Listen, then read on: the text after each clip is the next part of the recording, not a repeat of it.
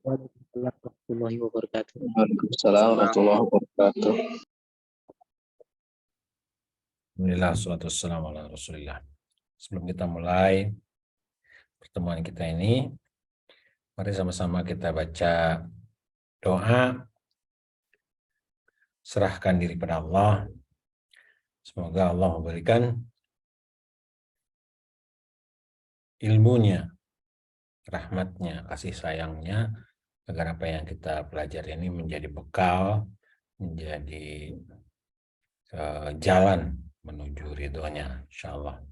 Al-hadiniya kulliyatin salihah al-fatihah. A'udzubillahi minasyaitonir rajim. Bismillahirrahmanirrahim. Alhamdulillahirabbil alamin. Ar-Rahmanir-Rahim. Maliki yaumiddin. Iyyaka na'budu wa iyyaka nasta'in. Ihdinas siratal mustaqim. Siratal ladzina an'amta 'alaihim ghairil maghdubi 'alaihim waladdallin. Amin. Salam. Dede.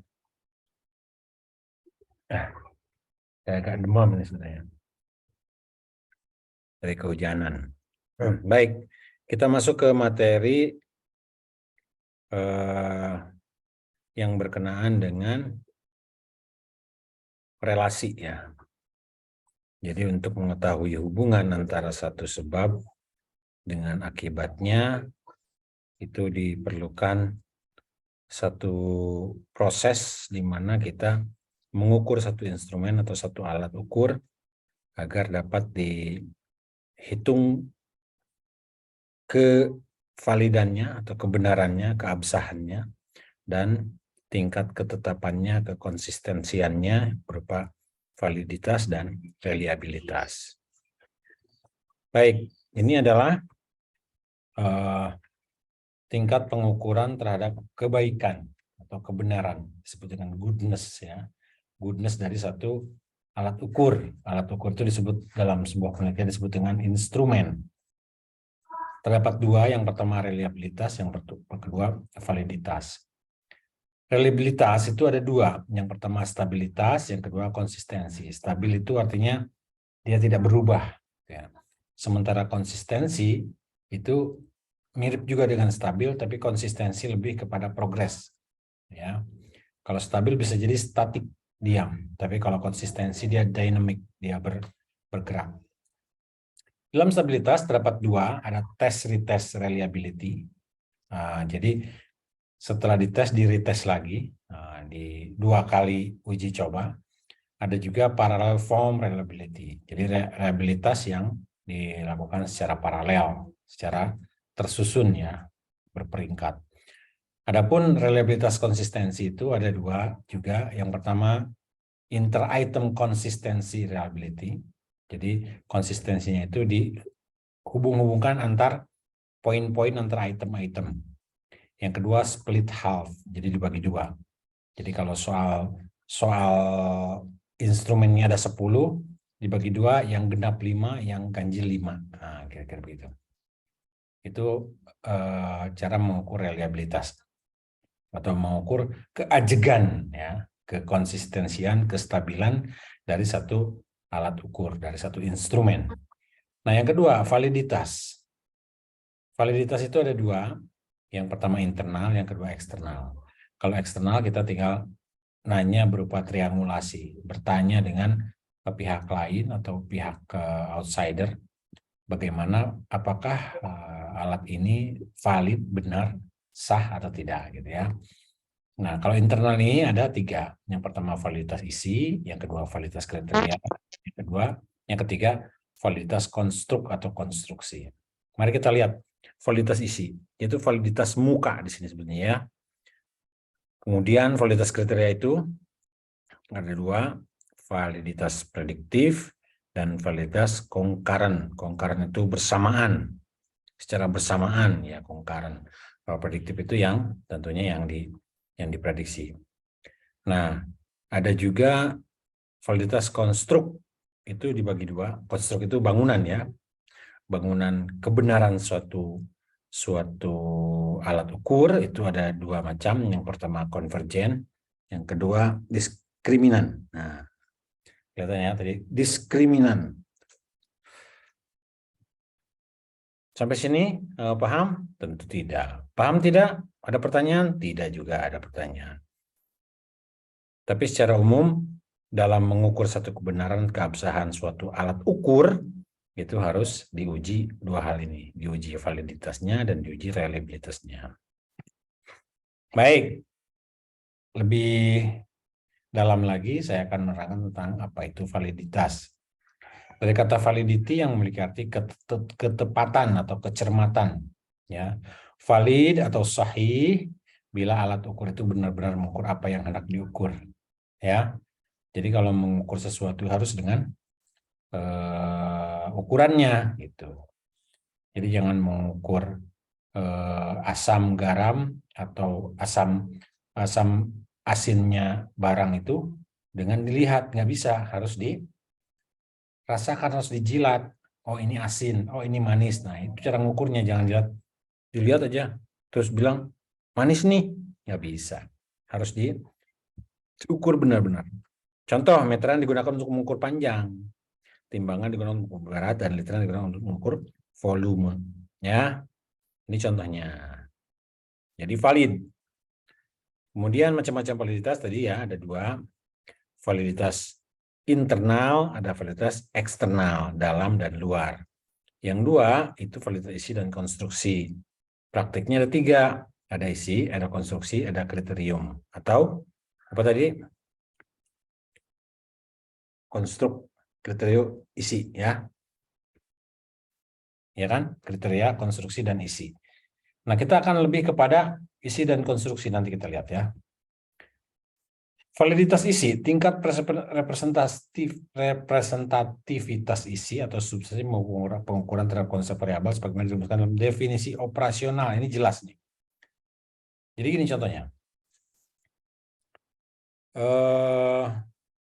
Kalau Anda ingin mengetahui orang yang suka baca, maka pertanyaan itu harus mengindikasikan hubungan orang terhadap tulisan-tulisan yang dia baca. Misalkan saya membaca dalam satu hari 10 kali. Nah, itu. Saya suka membuka WhatsApp dalam sehari paling tidak 3 kali. Saya selalu memperhatikan tulisan-tulisan yang ada di sekeliling penglihatan saya, terutama ketika berjalan di jalan raya. Nah, itu suka membaca itu. Ketika saya diam, saya suka membuka-buka buku untuk mendapatkan bahan bacaan. Nah, dari 4 atau 5 indikasi tadi menunjukkan bahwa orang itu suka dengan membaca, gitu ya. Itu konsep, ya.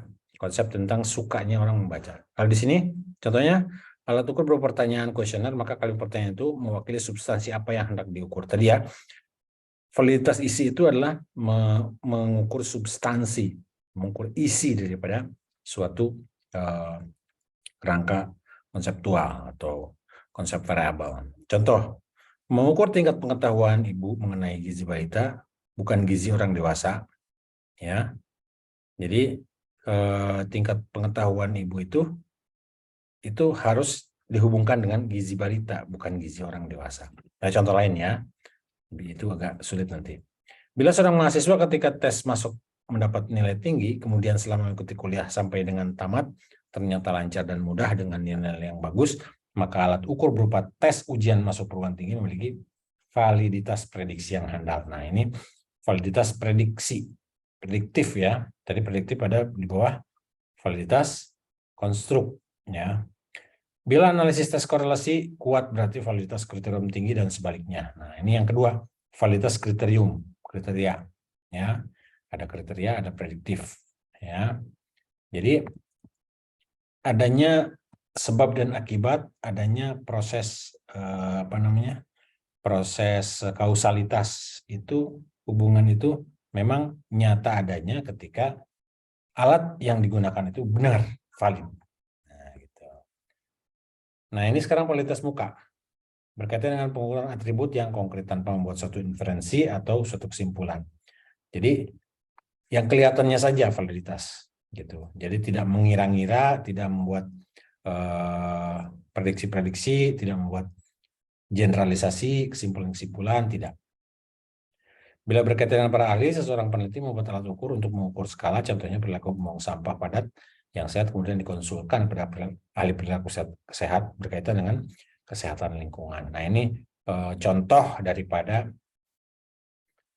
alat ukur untuk mengetahui skala perilaku membuang sampah dikaitkan dengan pendapat ahli perilaku kesehatan ya tentang kesehatan lingkungan. Baik, kita lanjut aja dulu ya. Ada lagi validitas internal ya atau validitas yang di dalam tadi. Alat ukur yang telah memiliki validitas konstruksi yang tinggi dan validitas isi yang tinggi. Nah, itu internal itu harus tinggi validitasnya. Untuk instrumen yang non tes digunakan untuk mengukur sikap cukup memenuhi validitas konstruksi. Nah, paling tidak ada cukup ya. Konstruksinya cukup. Nanti masalahnya ada yang tidak valid, tidak sampai valid. Karena ada yang valid betul tinggi, nilainya besar. Nilai besar itu kan di atas 0,5 ya. Kalau nilai rendah itu berarti di bawah 0,5. Ingat kan kemarin rumusnya Jonathan itu. Semakin mendekati 0 maka semakin lemah, semakin mendekati 1 maka semakin kuat. Karena nanti yang digunakan dalam perhitungan validitas ini adalah korelasi juga. Tuh. Validitas eksternal. Nanti bisa dibaca lah ya. Yang ini teori-teori semua, bingung nanti. Uji validitas. Nah, ini contohnya ya. Uji validitas paling sedikit 30 responden dengan ciri responden uji coba harus mirip ciri-cirinya dengan respon penelitian. Jadi satu instrumen yang akan kita gunakan itu harus diuji cobakan dulu sebelum kita melakukan penelitian betulan. Untuk mengetahui apakah alat ukur ini betul-betul valid atau tidak. Nah gitu. Alasan 30% adalah batas jumlah antara sedikit dan banyak. Dengan pengertian bahwa data di atas 30, kurva akan mendekati kurva normal. Nanti saya perlihatkan seperti apa kurvanya itu. Kurva dibentuk dalam bentuk standar deviasi ya. Hasil uji coba dilakukan uji korelasi antara skor item dengan skor total. Bila korelasi rendah berarti pertanyaan itu tidak bergayut dan harus di-drop. Artinya tidak memiliki kevalidan, tidak memiliki relevansi dengan alat ukur yang kita pakai. Contoh, ini contoh, baca aja ya. Obat-obat generik buatan dalam negeri khasiatnya sama dengan obat luar negeri. Ini satu statement. Warga negara yang baik dan pengertian selalu menggunakan obat generik buatan dalam negeri. Guna mendorong majunya produksi dalam negeri, warga negara harus menggunakan obat generik. Saya menyukai obat-obatan buatan bangsa sendiri. Kalau sanak keluarga dan tetangga atau hendak tulan sakit, saya menganjurkan menggunakan obat generik. Saya merasa rendah kalau menggunakan obat generik. Ini satu persepsi lagi. Saya tidak senang pada orang Indonesia yang menggunakan obat generik. Ini persepsi kedua. Orang modern harus menggunakan obat buatan luar negeri atau obat paten yang bukan generik. Saya merasa bangga menggunakan obat luar negeri daripada obat generik buatan dalam negeri. Agar gengsi itu bertambah tinggi kalau sakit menggunakan obat luar negeri. Nah, ini kan ada dua. Ada obat generik, ada obat paten atau obat luar negeri. Maka dibuatlah satu susunan pertanyaan-pertanyaan yang mengindikasikan mana yang lebih condong, obat generik apa obat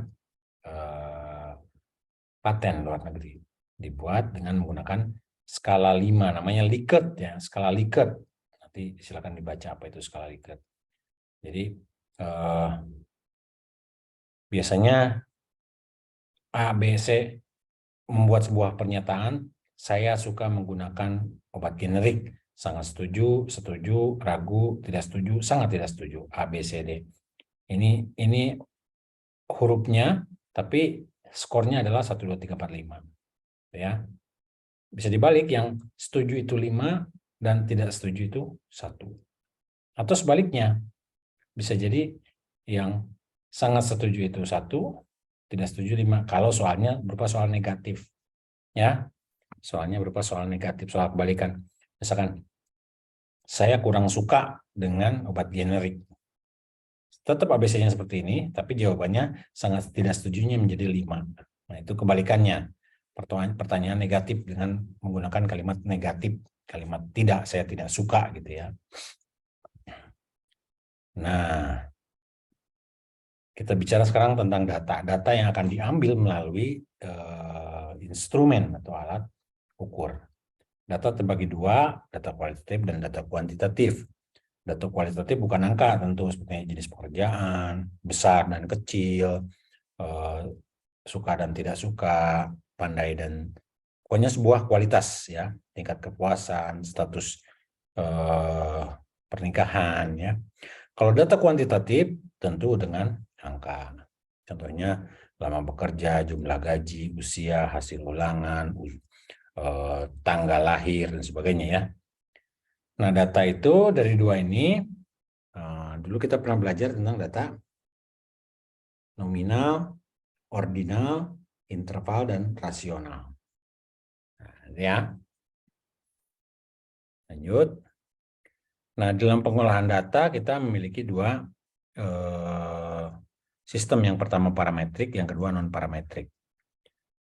Parameternya itu berdasarkan parameter yang ada statistik dibagi menjadi dua. Kalau statistik parametrik berhubungan dengan inferensial statistik. Ingat ya, inferensial. Membahas parameter-parameter populasi, jenis data interval atau rasio ya.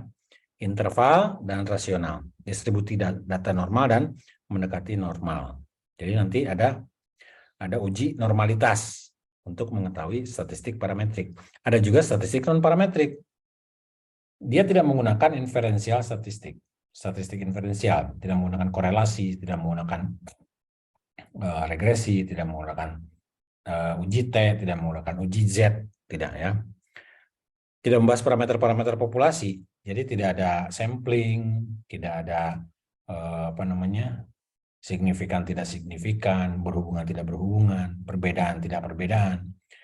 Dan jenis data yang digunakan adalah data nominal dan ordinal. Distribusi data tidak diketahui atau tidak normal. Jadi tidak perlu menggunakan uji normalitas dalam statistik non-parametrik. Nah, itu nanti dibaca sendiri. Ini mudah kok, parametrik itu adalah sebuah ukuran di mana membedakan antara jenis datanya itu apakah interval, apakah data rasional, apakah data ordinal atau nominal. Sampai sini baru kita masuk ke macam-macam variabel. Dalam sebuah penelitian biasanya minimal paling tidak ada dua variabel. Variabel X sebagai variabel bebas dan variabel Y sebagai variabel terikat. Tapi ada dua jenis variabel. Yang pertama univariat. Hanya ada satu pengukuran variabel untuk n sampel atau beberapa variabel, tapi masing-masing variabel dianalisis sendiri-sendiri. Contohnya hubungan motivasi dengan pencapaian akademik. Kemudian yang kedua multivariat. Tadi univariat, ya hanya satu pengukuran. Yang sekarang pengukurannya banyak, multivariat, dua atau lebih pengukuran untuk n sampel, di mana dianalisis antar variabel dilakukan bersamaan. Contohnya ini ya, pengaruh motivasi terhadap pencapaian akademik yang dipengaruhi oleh faktor latar belakang pendidikan, kan? Jadi setidaknya ada tiga varian, ada tiga variabel ya. Yang pertama motivasi, yang kedua pencapaian akademik, tapi di tengah-tengah ada faktor-faktor latar belakang pendidikan. Ada latar belakang pendidikannya misalkan dari orang tua, faktor sosial ekonomi, faktor sekolah, nah, gitu ya. Yang dari pesantren, kemudian orang kaya atau orang menengah atau orang yang sederhana. Jadi semua itu yang tiga unsur pengontrol ya. Kalau motivasi itu adalah variabel X, kemudian pencapaian akademik itu variabel Y, maka latar belakang pendidikan orang tua, latar belakang status sosial, dan latar belakang faktor sekolah itu merupakan faktor variabel kontrol yang akan menentukan bagaimana pencapaian akademik itu bisa ditentukan. Gitu kira-kira.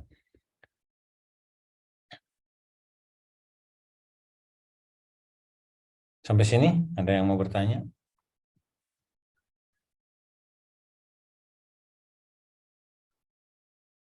Atau sudah paham?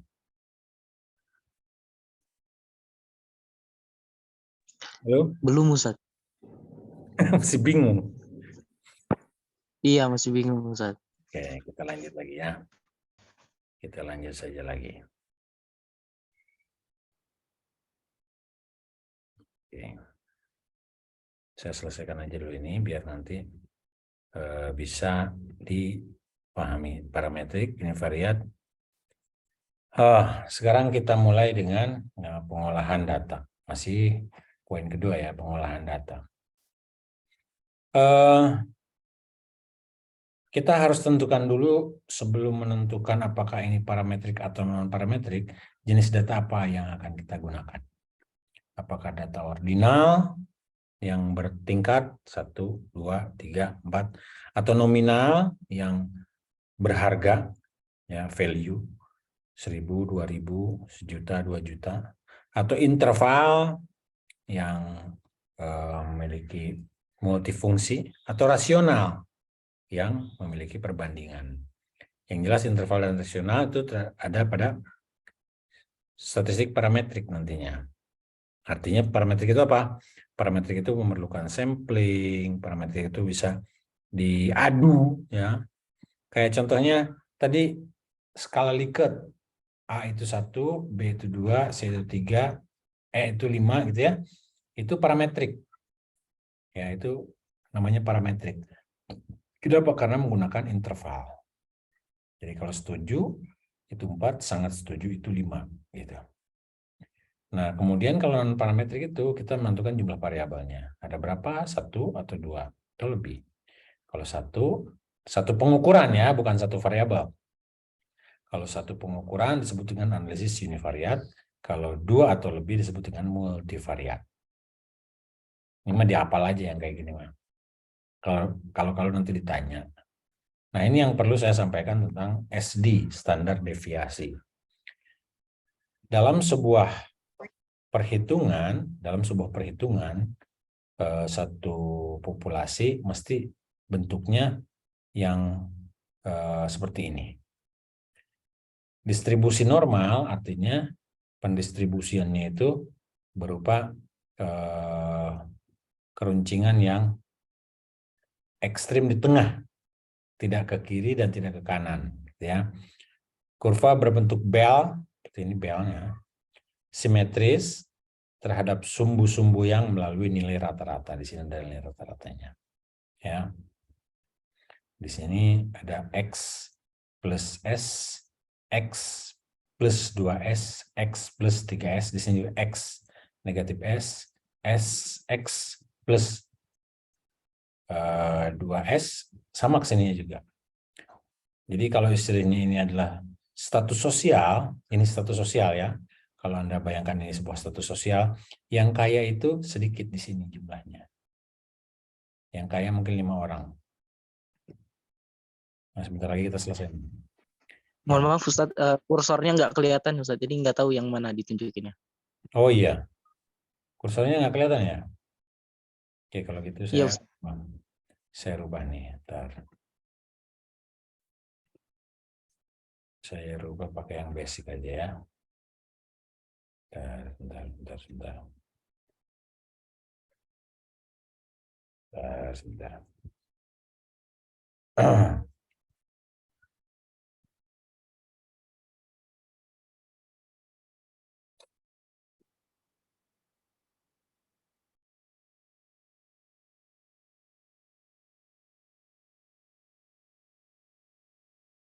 Baik. Nanti kalau mati kita lanjut lagi ya. Baik. Kelihatan sekarang? terlihat Ustaz. Oke. Jadi ini normalitas hipotesis pengujian ya. Normal ya, normalnya seperti ini. Jadi kalau seandainya ini status sosial, jumlah populasi itu 99%, itu yang kaya itu cuma 5 orang aja. Ini kaya sekali. Yang miskin juga cuma 5 orang aja atau 6 orang. Antara kaya dan miskin itu ada di tengah-tengah jumlahnya. Gitu ya, ada 68%. Jadi 30%-nya itu tersisihkan di sisi kiri dan sisi kanan. Nah, sedemikian rupa Allah menciptakan status sosial yang membuat orang terpisah-pisah semuanya seperti ini. Karena tidak mungkin semuanya sama, gitu ya. Nah, tapi ada juga yang memiliki kemiringan yang berbeda, misalkan agak miring sebelah kiri, berarti itu di wilayah yang miskin sekali, karena yang kayanya cuma sedikit, cuma 1 orang, sementara yang miskinnya banyak. Tapi tetap juga yang sedang di antara kaya dan miskin tetap juga lebih banyak daripada yang miskin sekali. Nah, paling tinggi itu disebut dengan kurtosis atau keluncingan, yang paling tinggi, pada tahap paling tinggi, gitu ya, jumlah yang memiliki status sosial rata. Makanya kita kenal dengan mean, ya, mean atau titik tengahnya ada di sini, keluncingan. Nah, uji normalitas itu adalah hasil rasio ya, rasio saya bilang perbandingan. Skewness dan kurtosis berada pada negatif 1 dan plus 2. Negatif 2 dan plus 2 di sini. Sini dengan di sini pada tahap 95%. Artinya ada standar error 5%. Kalau ini standar errornya 1%. 100 dikurangi 95 itu 5. Artinya 5% standar errornya. Jadi ada kesalahan juga, tidak mesti plek-plek. Tapi yang jelas rasionya nilai dibagi standar error.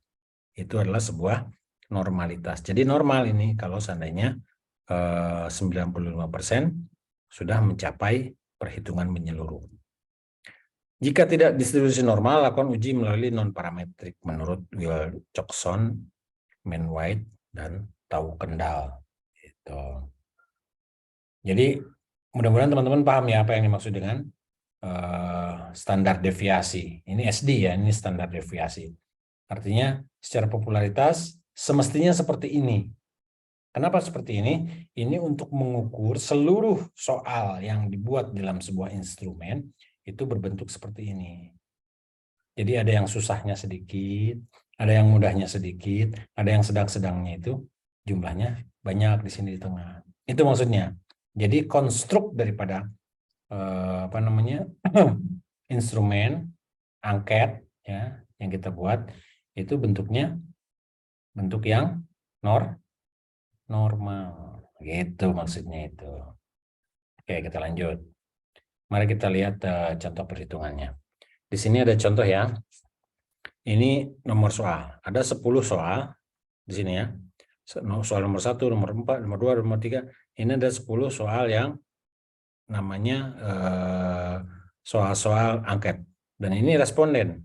Si Abdul, si Wiji, si Joko, Santoso, Nita, Siska, Dewi. Ini ya responden. Nah, nilainya nanti akan dimasuk-masukkan ke sini. Untuk lebih mudahnya, saya akan contohkan dalam Excel, kan? Ini sama nih. Kelihatan sana? Udah kelihatan? Kelihatan. Oke. Kelihatan. Ini yang bagian atas ini adalah soal ya, soal. Ini yang sebelah kiri adalah responden. Kasih warna hijau. Nah, ini korelasi. Untuk menentukan ini soal ini sama nih dengan yang tadi. Dengan yang apa? Yang dimunculkan di sana. Ini untuk menguji validitas apakah soal ini adalah benar, maka kita membuat rumus. Rumusnya itu dengan menggunakan rumus korelasi. Ingat kan? R sama dengan gitu kan? Sigma X dikali X kuadrat tutup kurung kali sigma Y kali Y kuadrat per ya kayak gitu kan. Tapi dalam apa korelasi di dalam Excel kita bisa menggunakan rumus korelasi. Korelasi dari sini sampai sini. Kemudian kita tutup ya. Dan di sini ada total. Total ini perjumlahan dari nomor 1 sampai nomor 10. Di sini 34. Bagaimana caranya? Ini kan L. Adanya di L1, tapi kita pakai menggunakan dolar supaya tidak berubah. L dolar 1. Nah, ini L1 nih. Tapi kita gunakan, sorry. L dolar 2. Kita perbaiki ya. Yang tadi. L dolar 2 sampai dengan dolar L dolar berapa ini? 11. Nah, baru kita tutup. Maka kita temukan korelasinya dari nomor 1 sampai dengan nomor 11 itu 0,69. Nah, kenapa saya gunakan dolar? Supaya tidak berubah. Tinggal kita copy saja ke sini.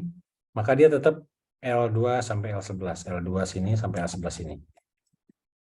Nah, kemudian kita lihatkan sampai ke sini. Ini adalah hasil daripada angka validitas, ya. Angka valid apa tidak valid. Valid atau tidak valid ini satu item. Satu soal. Soal nomor 2, soal nomor 3, soal nomor 4. Oke. Sekarang sudah ketemu ya. Nah, kita harus tentukan dari 10 ya. 10 soal dengan 10 responden. Saya carikannya. Berapa? Ini aja nih. Saya akan sharekan desktop. Oke. Ini ya. Berapa standar validitas untuk 10 soal dari 10 responden. Karena ini ada tabelnya.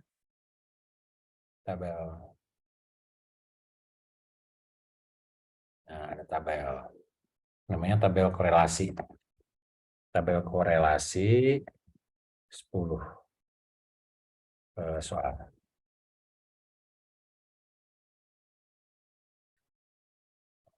Tabelnya kita lihat di sini.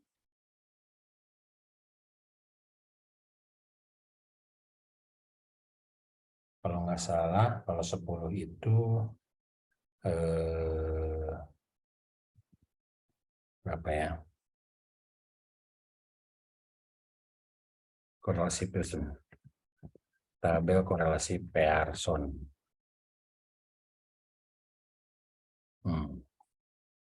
Tabel korelasi Pearson.